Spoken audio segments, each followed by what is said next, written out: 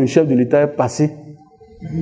La leçon que nous pouvons tirer, c'est que, il est venu faire la reddition du compte. Vous savez, en matière de gouvernance, quand quelqu'un vous envoie en mission, quelqu'un vous dit d'aller lui faire quelque chose, quand vous finissez, il est normal que vous venez lui dire, voilà ce que vous m'avez demandé, voilà ce que j'ai fait. Ce n'est pas de coutume dans notre tradition de gouvernance, dans notre tradition politique, mais lui, il a tenu à le faire. C'est déjà bien. L'autre chose, il nous a fait constater que nous avons eu des avancées substantielles, qui améliorent de plus en plus les conditions de vie, l'amélioration des cas de vie de nos populations. Ça également, c'est un atout.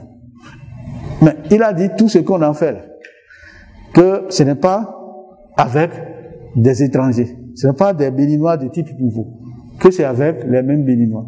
Parce que les ressources qui ont servi à réaliser ces ouvrages, ces infrastructures, sont des ressources publiques de l'État béninois.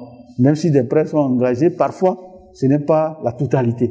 Donc, beaucoup de ressources sont dégagées du budget national pour réaliser ces infrastructures. Et que si nous en sommes arrivés là, à payer les salaires, à payer les dépenses de souveraineté, et que nous arrivons à dégager des bénéfices pour réaliser des ouvrages d'intérêt public, que quelque chose a commencé par avancer. La preuve, quand vous circulez, les gens disent, mais tout ce qu'on fait là, où est-ce que les gens trouvent l'argent? Où est-ce qu'on trouve l'argent? Est-ce que cet argent-là se trouvait dans ce pays, le Bénin, avant? Et on leur répondait que oui, c'est toujours là. Qui nous a expliqué comment on en est arrivé là? Pour dire que ce n'est pas avec des Béninois de type nouveau, c'est avec les mêmes Béninois. Mais à qui on a demandé de faire un peu plus d'efforts. Le comportement jadis que nous avons, et qui ne permet pas de garder les ressources propres, les ressources dans nos caisses. Les comportements de dilapidation des ressources que nous avions par le passé, on a essayé de maîtriser un peu ces comportements-là, ce qui a fait que nous avons pu garder ces ressources pour les investir dans les travaux d'intérêt général. Que c'est ce que nous avons fait en fait. Et de nous féliciter enfin, on dit que c'est l'effort à nous tous. C'est l'effort à nous tous. Ce sont nos efforts qui ont permis de dégager ces ressources-là pour les investir. Et que nous devons continuer par maintenir le cap. Parce que nous faisons tous ces efforts. Et que d'ici 1 an, 2 ans, 3 ans, nous retombons dans le passé, ce que nous avions l'habitude de faire par le passé, et qui ne permet pas de garder les ressources pour faire les ouvrages, que ça va être dommage.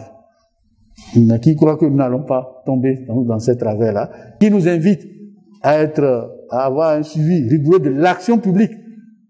Quel que soit celui qui sera là dans les mois à venir, que nous devons faire en sorte que celui-là puisse garder la ligne, garder le même comportement que ce que on a observé pour ce quinquennat, et pour que les efforts puissent continuer par être faits, pour que les ressources soient davantage disponibles pour réaliser des ouvrages. Parce que partout où il est passé, les gens ont dit, nous voulons l'alphabétage.